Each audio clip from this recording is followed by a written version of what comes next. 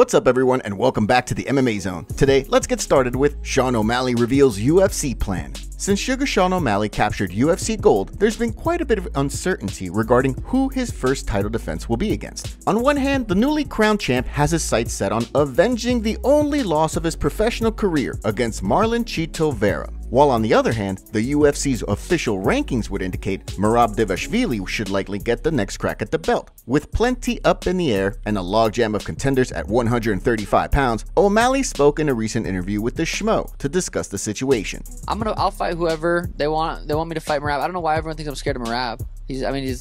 I think Aljo's better than Merab, and I know I'm able to knock out Aljo. So I don't know. It is who it is. It's been like that. People think I act like I call all my shots, all my fights, but I'm gonna take who they give me. As O'Malley explained, from a business perspective, he believes a rematch between he and Vera makes sense. However, from the sounds of things, the champ is eager to stay active. Shout out to our first comments on yesterday's video. Thanks for the support. Next up, let's take a look at Colby Covington calls out Sean Strickland. With a welterweight title fight between Leon Edwards and Colby Covington on tap for the end of the year, the controversial #1 contender has already suggested a potential fight between he and another outspoken individual, middleweight champion Sean Strickland. As Covington explained in an interview with James Lynch, Strickland's win over Israel Adesanya opens up the division for not only other middleweights, but also himself.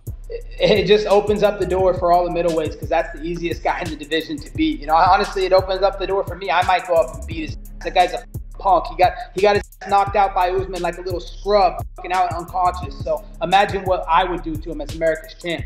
So, you know, that's another fight. That could be the next fight as well, James. I might go up to middleweight, steal that middleweight strap. Champ!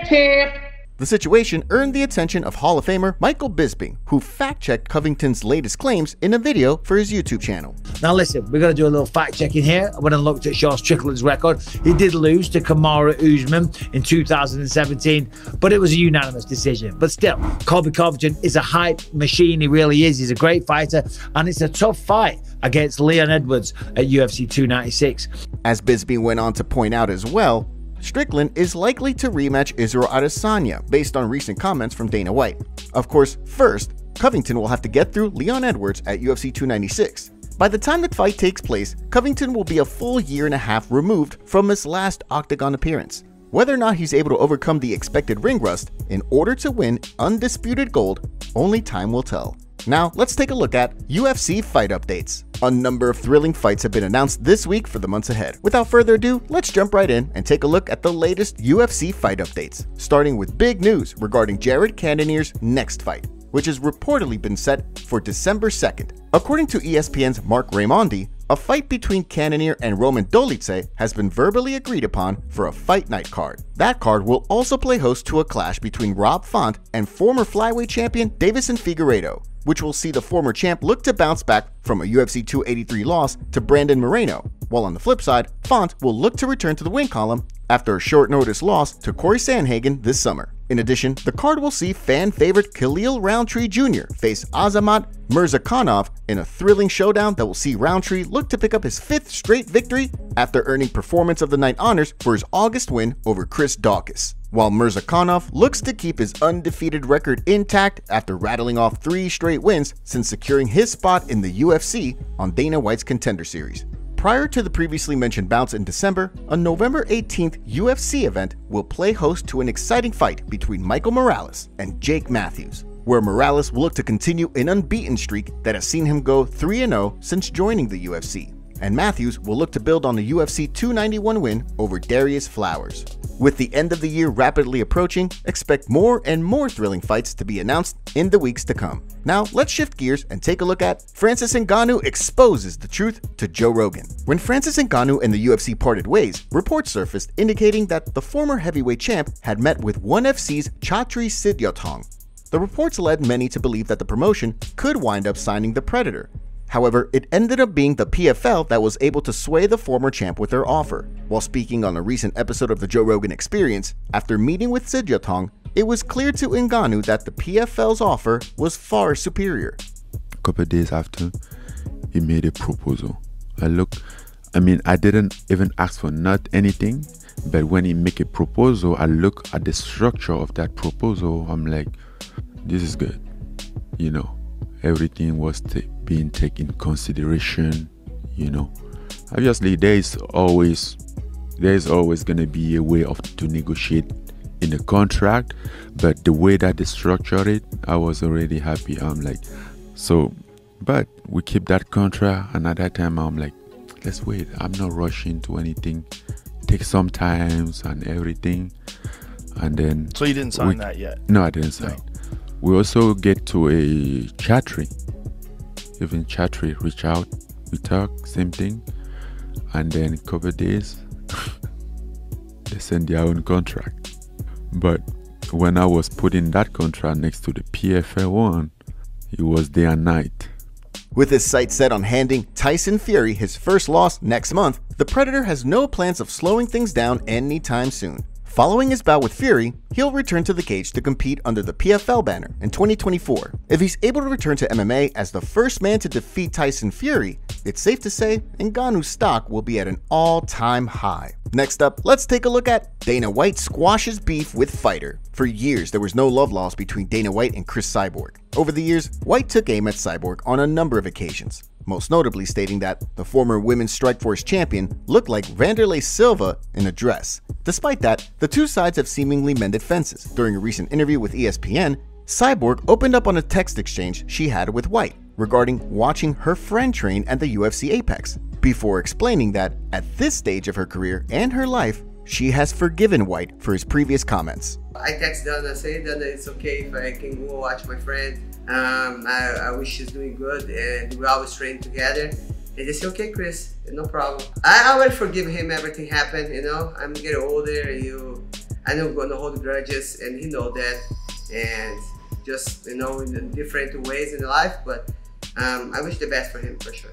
After winning the women's featherweight title all those years back, only time will tell whether or not the promotion decides to enshrine her in the UFC Hall of Fame one day. Former UFC fighter judging UFC Vegas 79. Ahead of this weekend's action in Las Vegas, reports have surfaced that the one and only Chris Lieben will be working as a judge at this weekend's Fiziev vs. Gamrot card. The retired fighter, who was a fan favorite during his heyday, has judged fights in California. However, this will be his first time working cage side in Las Vegas. ESPN's Mark Raimondi broke the news, which also comes on the heels of calls from fans for more fighters to become judges in the wake of the Noche UFC scoring controversy that saw Mike Bell award Alexa Grasso a controversial 10-8 round in the 5th. Lieben himself also took to Twitter with a simple message ahead of the event, writing, "Grateful." So far, the judging assignments have not been made public for this weekend's card, meaning that there's no indication of which fights or how many fights Lieben will be working. Next up, let's take a look at Shavkat Rakhmonov versus Stephen Thompson next. In what is sure to be one of the most highly anticipated fights left on the UFC's calendar, Stephen Wonderboy Thompson and Shavkat Rakhmonov will compete at UFC 296. The bout comes on the heels of Thompson showing no interest in a fight with Ian Gary, while on the flip side, Rakhmonov has continued to express his desire to compete before the end of the year. After the fight was made official, Wonderboy took to Twitter to give his thoughts on the fight, writing, "UFC offered and I've accepted. Shavkat Rakhmonov, let's close out the year strong. December 16th, can't wait. When the two fight, the stakes will surely be at an all-time high, as Rakhmonov looks to enter the welterweight title picture, and Thompson looks to make one last run at UFC Gold." Opening odds for the fight have also been set, with Rakhmonov opening as a sizable -245 favorite, over Thompson's +200 underdog status on DraftKings. Dana White put out a breaking news video announcing the bout between Paddy and Tony. He also announced Stephen Thompson versus Shavkat Rakhmonov. UFC 296, Edwards versus Covington, December 16th at T-Mobile Arena. I'm sure you saw it already out on social media, but we have Wonderboy versus Shavkat Rakhmonov. Another one you don't know about on that same card, Paddy Pimblett versus Tony Ferguson. This card is still being built. It's going to be one of the best cards of the year. I will have more information for you soon. Islam Makhachev and Colby Covington go back and forth after Colby came out on a recent interview with MMA journalist James Lynch and roasted him. Here's what he had to say. You know, there's that little Mongoloid. He's been talking a little bit, saying that he wants to come up and fight in a real man's division because he's in a little boys weight class. And I'm talking about Islam Makhachev. he's fighting a little man's weight class. He's fighting little midgets, and he's barely beating midgets. I mean, split decisions, split draws is just pathetic. So, that little Mongoloid's been talking. He's been saying some things. He wants to come up to a real man's division and face a real man in America's champ. So that might present itself as well. I think that's a big super fight. And, I think that's a fight the fans want to see. And we're the same weight class. He probably weighs more than me, honestly. He probably walks around 190. He's pretty yoked up. He's a big little guy that cuts all that weight to get the advantage because he's scared to fight real men like me. Islam Makhachev took to Twitter and replied to a tweet from MMA Uncensored of Colby calling out Islam for his first title defense, saying, "Easy money." This isn't the first time Colby Covington and Islam Makhachev have gone back and forth with each other. Colby believes his American wrestling style is enough to put down the Dagestan wrestlers. Top comments: Izzy has such a fake personality. Sometimes the man confuses himself, and he got outclassed by Sean, so accept it and move on. Izzy's post-fight press was enough to tell me he was a sore loser. People are right. Coked out Connor hasn't won in a long time. It's time for people to stop giving him so much attention and start focusing on their attention to other fighters. Fighters who are actually fighting and are in the spotlight. Thank God Strickland won. UFC was becoming a drag show. Topuria hit Mitchell in the head way too hard. Cash cow. LOL. Make sure to leave a comment and you might get featured in our next video. Thanks for watching. If you enjoyed, make sure to subscribe and turn on notifications to never miss any MMA news. Check out our video from yesterday if you missed it. See you tomorrow.